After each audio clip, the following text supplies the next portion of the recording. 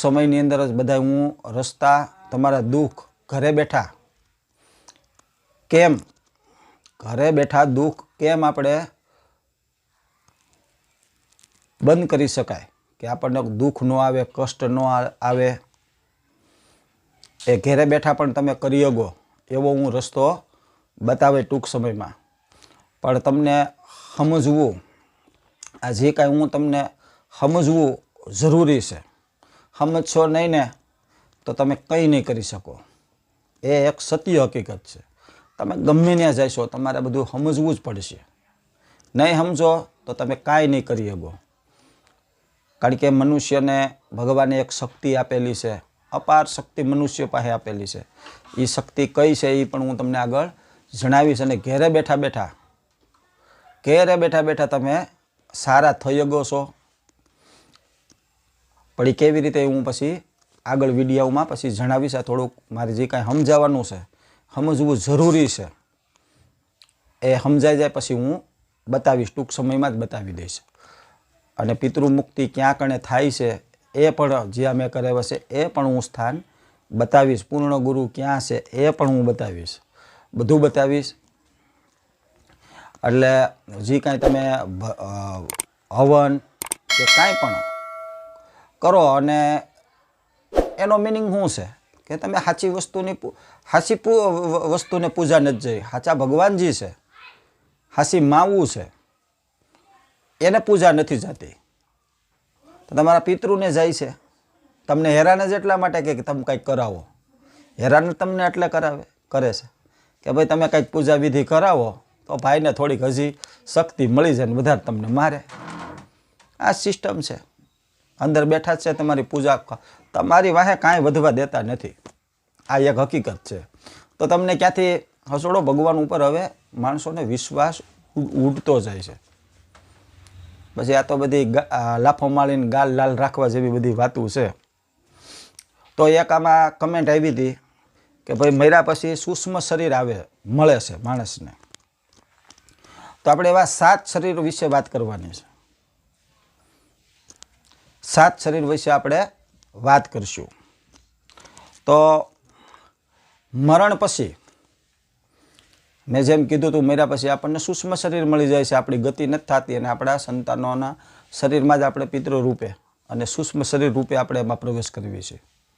અને આપણા કર્મ ભોગ અત્યાર લગી આપણે જે કંઈ દુઃખ થયા, હવે અમુક કે ભાઈ તમે જ્યાં જાઓ ને ભાઈ કર્મ પીડા છે, કર્મ કર્યા હોય ભોગવવા જ પડે.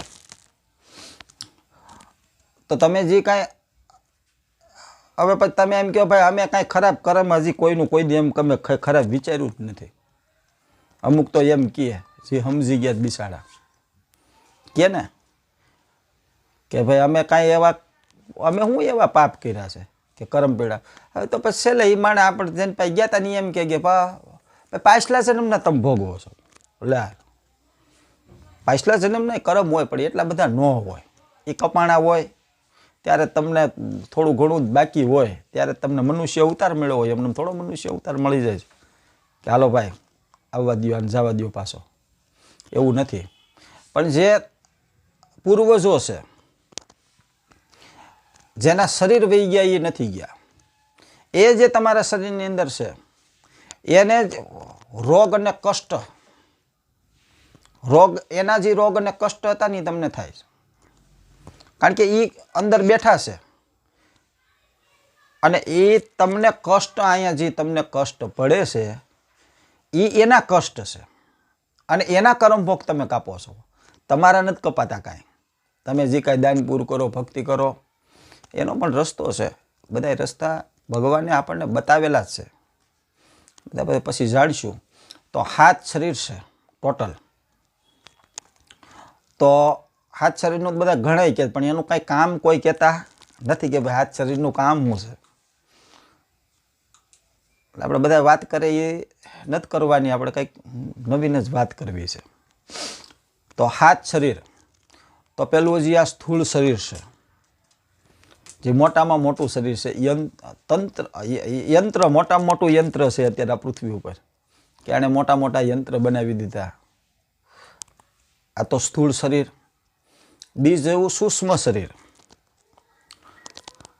ત્રીજું કારણ શરીર. પછી અમુકે ચોથું શરીર છે ને મહાકારણ પણ શરીર કરી દીધું. પછી તુરી શરીર છે, આત્મ શરીર છે, બ્રહ્મ શરીર છે અને છેલ્લું છે નિર્વાણ શરીર.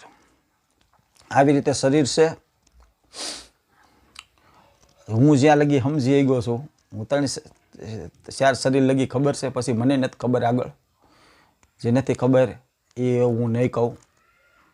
હું વાત જ નહીં કરું મને ખબર નથી. હું કહી દઈ ભાઈ મને નથી ખબર. તો પેલું શરીર સ્થૂળ શરીર, એમાં જે હાલ તમે જે છો. પછી તમારા કર્મ ભોગ ન કપાય, ટાઈમ ઘટે, પૂર્ણ ગુરુ મળે નહીં અને તમે કર્મ ભોગવી ન લ્યો. જે કાંઈ તમે કર્યું છે એ ભોગવી ન રહ્યો. જે કર્મ કરો એના ભોગ છે.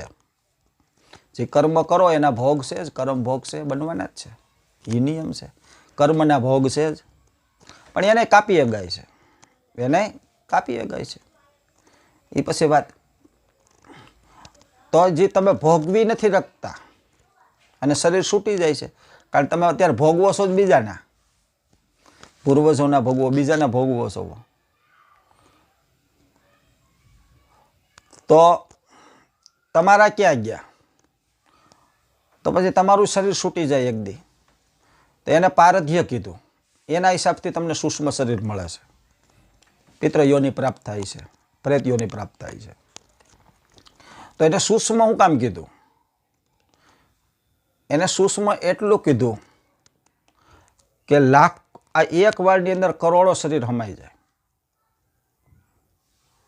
કરોડો શરીર હમાઈ જાય એવા.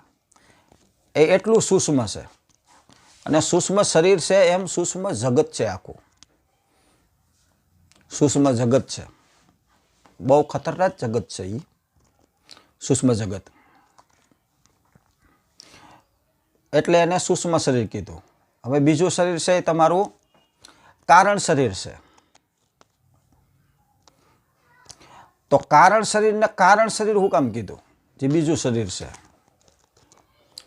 તો એની અંદર તમારા કર્મ બીજ છુપાયેલા છે. એ શરીરની અંદર કર્મ બીજ છુપાયેલા છે. કર્મના જે કાંઈ પાછલા જન્મના આ જન્મના જે કાંઈ કર્મ તમારા ભોગવવાના હતા એના બી છે. એના બી છે. તો કર્મ બીજ જે એનું જે કારણ છે એ કારણ શરીરમાં છુપાયેલું છે.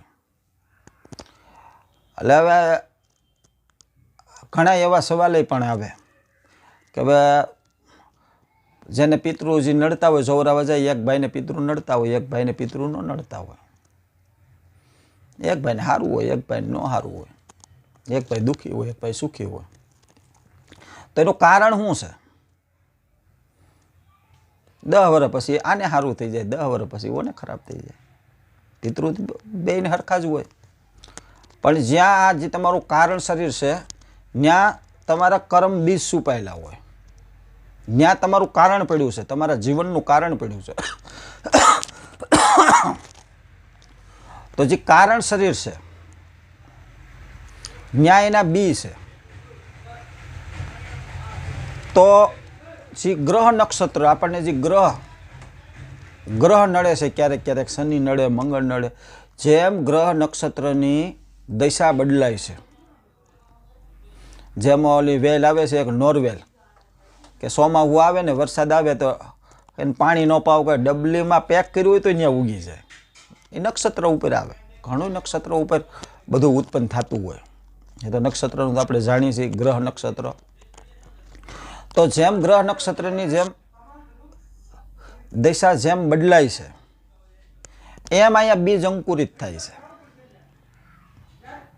એમ અહીં બીજ અંકુરિત થાય છે અને એનું ઝાડવું સૂક્ષ્મ શરીરમાં બને છે. મૂળિયા ન્યા છે કારણ શરીરમાં. બી ન્યા પડ્યું હતું, મૂળ ન્યા છે. અને એના જે ફળ આવે છે એ આ સ્થૂળ શરીરમાં આવે છે, જે આપણે ભોગવી રહ્યા છીએ દુઃખ રૂપે. એ આ ત્યાં કારણ પડ્યા છે એટલે એને કારણ શરીર કહેવામાં આવ્યું. હવે તમને આ જ્યાં તમારા કારણ કોઈ નષ્ટ કરવા વાળો હોય, જે તમારું જે કર્મના કારણ પડ્યા છે, ત્યાંથી કોક એ નષ્ટ કરે ત્યારે સૂક્ષ્મ સારું થાય, સૂક્ષ્મ શરીર, ને સૂક્ષ્મ શરીર સારું થાય તો આ શરીર સારું થાય. આટલો ભેદ પડ્યો છે. આટલું આ વિજ્ઞાન છે, આ મહાવિજ્ઞાન છે. મારા મહાદેવ આવું કહે છે કે આવું હોય. મારા મહાદેવના આ શબ્દો છે. એટલે આવી રીતે ગ્રહ આપણે કહીએ ને ભાઈ આને આ ઓલો ગ્રહ નડે છે ને આ વીંટી પહેરવાનો, અને વીંટી પહેરવાથી એમાં એક એનર્જી હોય, એક ઉર્જા હોય. તો પણ મહાદેવ શિવના પગના તળિયે 9 ગ્રહ દબાયેલા છે. શિવ ભક્તને કોઈ દી કોઈ ગ્રહ નડતા નથી. એટલે આ કારણ શરીર થઈ ગયું. પછી એક તુરી શરીર કીધું, અથવા મહાકારણ શરીર કોઈકે કીધું મહાપુરુષોએ. તો ત્યાં આ જે 3 શરીર છે એ બહુ મહત્વના શરીર છે. પછી પાછળના શરીર છે એ બહુ એટલા બધા મહત્વના નથી, એ તો બીજા કામમાં છે. પણ આ 3 શરીર આપણા જીવનમાં બહુ મહત્વ ધરે છે. આપણે સુખ દુઃખ સાથે પૂરેપૂરા જોડાયેલા છે. તો જે આ લગી તો આ સ્થૂળ શરીર સ્ત્રીનું હોય છે તો સ્ત્રી હશે, અને પુરુષ હશે તો પુરુષ હશે. એટલે 3 શરીર લગી બધું સરખું હોય. પછી જે તુરી શરીર આવે એની અંદર ન્યા સ્ત્રી ને પુરુષ બેય છે. સ્ત્રી ને પુરુષ બેય છે, બેય શરીર છે. ત્યાં કોઈ ભેદ નથી. શિવ અને શક્તિ બધું એક થઈ જાય છે. પછી પાછળના જે કાંઈ શરીર છે, હકીકત આમાં જ યાત્રા કરવાની હોય છે. જે ત્યારે તમે અહીંથી પાર થઈ જાઓ પછી સૂક્ષ્મ શરીરમાં અંદર જે આ સ્થૂળ શરીરની અંદર જે કાંઈ તમે કર્યું, વિધિ અપનાવી અને પાર થઈ ગયા, એમ સૂક્ષ્મ શરીર, પછી કારણ શરીરમાં, પછી તુરી શરીરમાં, એમ બ્રહ્મ શરીરને આત્મ શરીરમાં થઈ અને સહેલો કૂવો છે.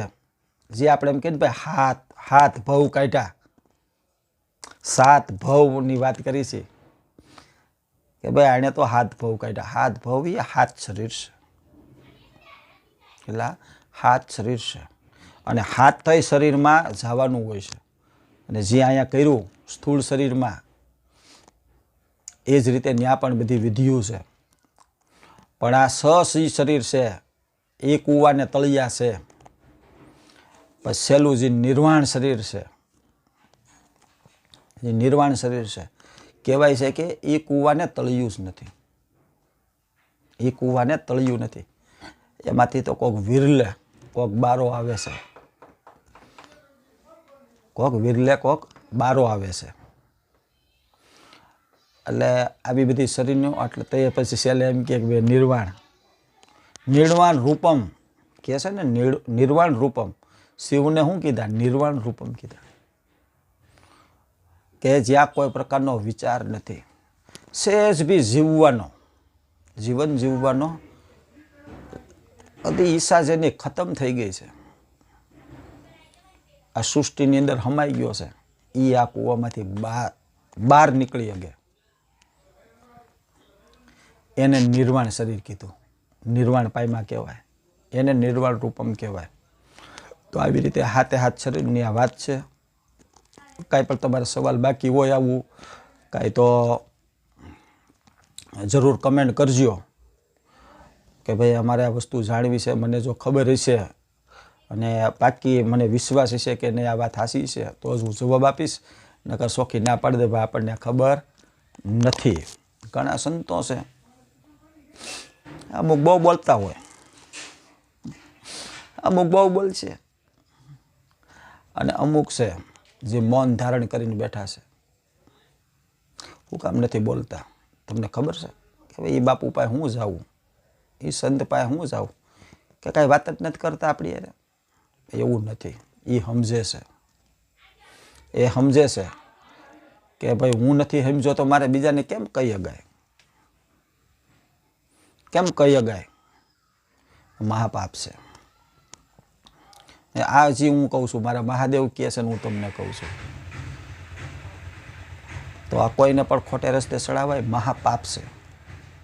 એટલે અમુક સંતો સમજી ગયા છે કે એ પૂરું નથી જાણી ગયા, એટલે એ મૌન છે અને સમજવાની અત્યારે કોશિશ કરી રહ્યા છે. એટલે તમને કાંઈ જવાબ નથી દેતા. હશે ભાઈ, બહુ થાય કહી દે હશે ભાઈ, આપણને ખ્યાલ નથી, અથવા ટૂંકમાં જવાબ આપી દે તમને કે ભાઈ છે હશે ભાઈ, થઈ જાય સારું એમ કહી દે. પણ તમને લાંબી વાત હું કામ નહીં કરે, એટલે લાંબી વાત નહીં કરે. બાકી તો તમને ખબર છે બોલવાવાળા તો બોલે જ રાખે, કારણ કે એ સમજતા જ નથી કે ભાઈ આ બધું હું ખોટું કહી રહ્યો છું, મહાપાપ છે એવું નથી. બરાબર. તો તમારે જે કાંઈ જાણવું હોય, તો મને જે ખબર છે એ હું વાત કરું, પણ તમને પણ કાંઈક એવી હોય કે નહીં મારે આ જાણવું છે, તો જરૂરથી કમેન્ટ કરજો, લાઈક કરજો, શેર કરજો. તો બધા વાલા ભક્તોને હરિહર.